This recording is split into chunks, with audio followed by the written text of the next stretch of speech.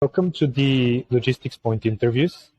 We are here with Chris Jones from Descartes Systems Group to talk about retail and answering a few interesting questions around sustainability on behalf of consumers. Chris, thank you very much for joining me. Hi, Nick. It's a pleasure to be here. So I just mentioned retail and sustainability. Descartes did a very interesting report on what consumers think about retail and their sustainability efforts. Let's start with, can you just give us a bit of a summary on the report and the findings? We really wanted to know is how consumers felt about sustainability in home delivery. Home delivery has just taken off over the last number of years. At the same time, there's a lot of fear and anxiety around what it does to the environment, right? So we interviewed 8,000 people across the US, Canada, the UK, and 8 other European countries. A significant number of consumers do make purchasing decisions around the environment, but also they're very interested in sustainable delivery options. Most of the options that we presented and that did get a significant amount of pickup, like 50%, were ones that are actually lower cost delivery options. So think of it this way. We could help the environment, make consumers happy, and retailers, improve their bottom line, right? So that, I think that was really the overall key points of the study. In your survey, there seems to be this difference between what is really happening and what people feel is happening. Why is there a difference between how retail approaches the problem and how consumers feel retail is doing? A lot of retailers don't necessarily think of delivery as a value-added process, right? On the delivery side of it, they treat everything as equal. Then what they also don't understand is that there are delivery personas. Well, some people, for instance, will do anything for the lowest cost delivery option, right? Other people, as we were saying in the survey, if you said, hey, would you like an option that would help the environment, they would jump on it. So there's different classes here, and if you can serve those classes or those personas, if you will, of delivery, then in fact we'll do a better overall job of attracting customers and really keeping them, right? So our view here is that the delivery's been treated as one, either I got to get it done or a monolithic approach, and in fact it's much broader than that, and that's where we think that the fall down has been. If I'm a retailer, how do I do it? Where do I start from? How do I change my views on delivery process and the whole customer experience then? If you look at the study, we asked, for instance, what about options around grouping deliveries? Amazon does this today. They have what's called Prime Day, right? So you could say every Thursday, I want all the things I bought over the course of the last week to show up on Thursday. So here, instantly you could say, oh, it's convenience, all right? But you can also identify it as environmentally beneficial, right? Help the environment, cut down on the number of deliveries, carbon footprint, right? That's one piece of it. The second piece is there are also delivery agents out there that offer more sustainable delivery services. So where they'll do things like carbon buyback programs and so forth. So offering those maybe as options and presenting those as well. The third thing is actually presenting delivery options to consumers and telling them which of their options are the most environmentally friendly. And that can be in a couple ways. It could be everything from steering consumers to say, hey, Thursday I'm going to be in your neighborhood. Wouldn't it be great if you took this time, right? So you create delivery density, which drives down costs, right?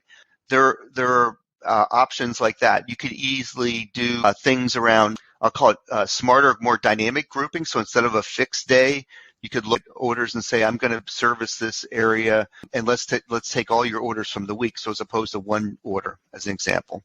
So there's a lot, actually, there's quite a few ways you can do it. One last point I would also make is in the study, is consumers really wanted to know the impact of environmental options going forward. So this is one where over the next couple of years, they're going to be expecting that even for every option that you present them, they're going to say, I just don't want to know that it's environmentally more friendly. I want to know really how significant is it. So what is the role of the consumer here? An option that came out of that study was consumers over half of them were willing to accept longer lead time from a company they felt was environmentally friendly, right? So as a consumer, you could say, I don't really need it till this weekend, or I don't really need it till next week. So I'll take maybe a longer delivery lead time choice. Right? But I do think what you want to do is ask your retailers, what are your options, right? Or why don't you have options? Part of what we see is really what I call educating both consumers and retailers. Most retailers still think this is, I'll call it another obstacle or challenge to their business, but in fact, it really could be quite the opposite. It could be something that attracts consumers, lowers their costs, right? And ultimately, as we talked about, helps the environment. And speaking of opportunities, challenges, is there something from the results that you found surprising, shocking, or is everything something that you expected? Surprisingly, in some cases, you would expect, and I live in the U.S., but you would expect that we would be a little bit less environmentally friendly than a lot of other countries. And there were many cases where we actually were okay, but you would also see, for instance, France have, in some cases, be at the upper end of the scale around things like worried about the impact of home delivery, willing to go to pick up goods. Place like Finland, home delivery is not that big a deal. They get it not delivered to their home per se. They may get delivered to like a locker system, so click and collect, right? Types of things. We asked about electric vehicles. It starts out fairly small, about 20%, but the expectations run to 50% in 5 years. Retailers, whether again it's themselves or the logistics companies they work with, really need to start looking at and piloting electric vehicles, because the consumer expectation is going to be there, for them. Is there one answer that fits all, or should different type of categories be approached in a different way? Oh, it definitely varies.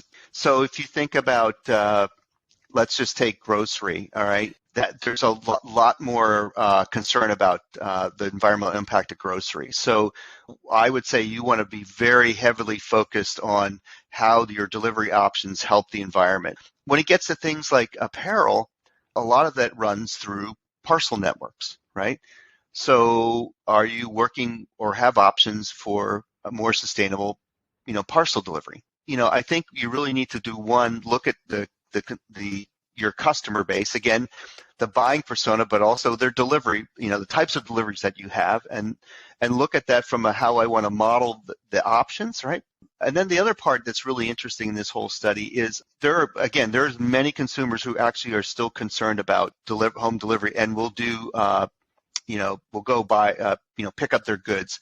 So actually, if you're a brick and mortar provider, if you do this right, you can really add that to your option, versus someone who is pure online. You don't necessarily have that option. So we think that this is something that retailers need to take a step back, take a good hard look at the kinds of people that buy their goods, and look at the delivery service that they think that will accentuate that that whole I'll call it sustainable persona, right? The survey also looks at what will happen or what consumers would expect in the next 5 years. So what were the things that you found interesting? As I mentioned, one was the whole notion of electric vehicles. Like I also mentioned that there's definitely going to be greater interest in understanding the impact of of any of their delivery decisions. So this is where it gets to be I'll describe it as more challenging for retailers, because a lot of retailers use third parties. So they're going to need to understand from the third parties what those delivery options are in terms of not just their cost, but their carbon footprint, as an example. And they're going to need to be able to present that to the consumer, when they're buying. People want options, more options in the future. They want more transparency about environmental impact. They're expecting retailers to take let's call it an end-to-end perspective on on the environment here. So not just packaging as an example, or maybe even the goods that they're selling and how they use recycled materials and so forth, but it's ultimately going to roll all the way through how it gets to them. Does retail have enough capacity, enough investment or knowledge? The most sophisticated retailers, and they exist out there, are doing things like dynamically understanding what the customer's buying, what their delivery options are, and presenting eco-friendly delivery choices right in front of the customer. Those people started years ago. But for instance, could you go to something more, I'll call it straightforward, like order grouping, doing something like Amazon Prime Day. And then from there, you can just successively add environmental options. But what I do think, and this gets back to the point about education, is the first thing people have to step back and say, this is an opportunity. Where do you fit in this? I think the first thing is education, and that's one of the reasons why we did this study. But we, for instance, have things like home delivery best practices, ebooks, and so forth.